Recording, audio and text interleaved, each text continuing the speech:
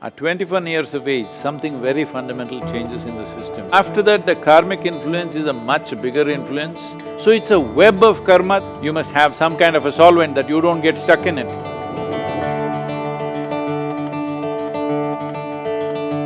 Thank you, Sadhguru. So, following along the previous thoughts that you expressed about the memory, is this the genetic memory that dominates, or is the karmic memory that dominates? Because I seem like I have both inputs coming into me. I don't know which one is… Well, the genetic memory has a certain level of significance till you're 21 years of age.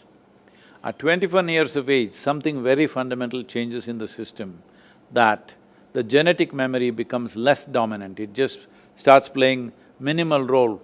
Many parents are surprised how the children who were so attached to them just some time ago, suddenly they cross 21 years of age, suddenly they cannot relate the same way with their parents simply because their genetic memory becomes at a lowered scale of function once 21 years of age is over. This is nature's way of building up a kind of a safety mechanism for our growth, because a human child doesn't come like other animals. Other animals, 90% of what they should be is already fixed by their genetics. Only 10% of evolution in their lifetime, that too they can either exploit it or not. But with a human being, only 10% is fixed, 90% is left to individual human being. Because of this, the early stage of development for a human child is much more fragile, needs much more atmosphere, needs much more nurture, because 90% has to be created, only 10% is already there as a standard. So, by 21 years of age, your genetic influence would have come down significantly unless you are very unnaturally attached to your parentage, either because they have too much wealth or or because they're very dominant, or because you admire them too much, whatever. Otherwise, the genetic influence will come down naturally.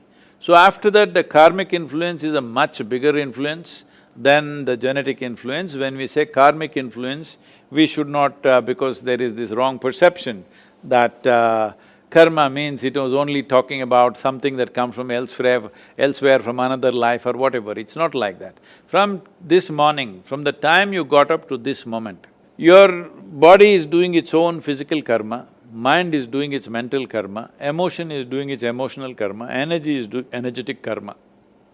Every moment, in wakefulness and sleep it's happening. But let us take into account only the wakefulness.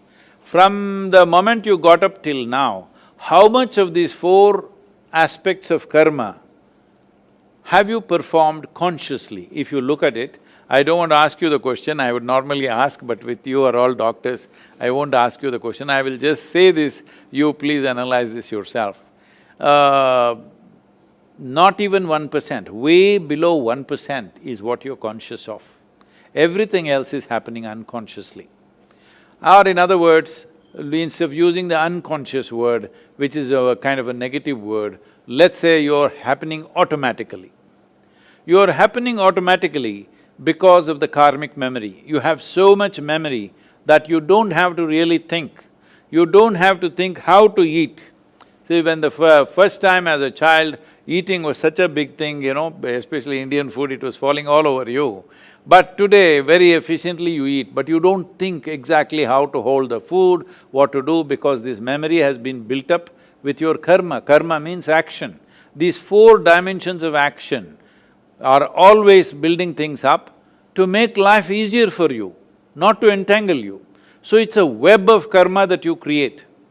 But when you create a web, you must have a certain… you must have some kind of a solvent that you don't get stuck in it. Suppose you are a spider, you create a beautiful, spectacular web.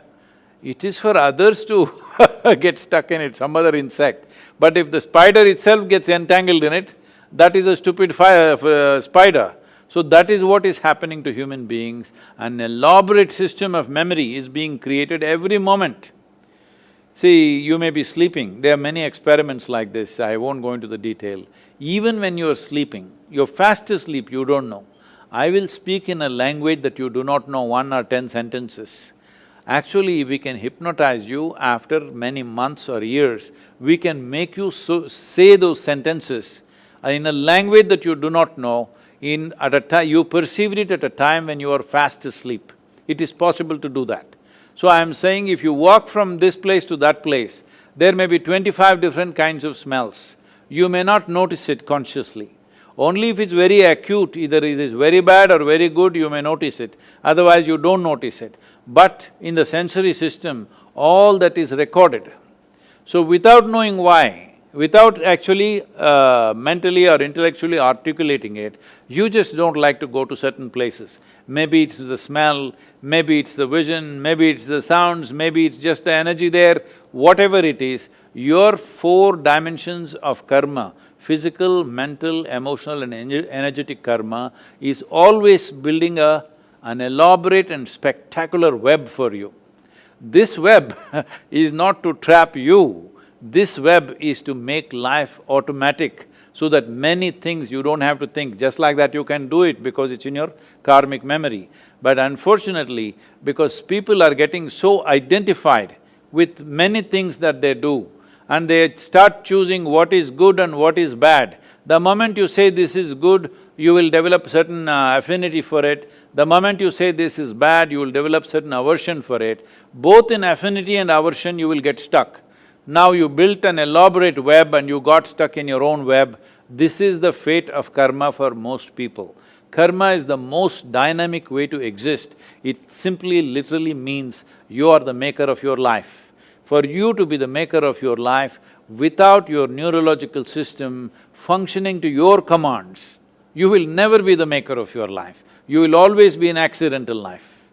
So if you move away from being an accidental life, the people who are experiencing unnecessary levels of anxiety and fear and things on a daily basis, a whole lot of medical professionals are going about saying, these are normal things, you're anxious, it's normal, even I am also anxious. This is not the way to make a human being. A human being is capable of being above this. We are considered as human beings. We did not use the word being for any other creature. We don't call an elephant being, a tiger being, an ant being or something like this. We only called humans as beings because you are capable of being. That means you are capable of conscious existence. That means you are capable of using every faculty that you have the way you want, not in reaction to what happens around you, but by conscious response.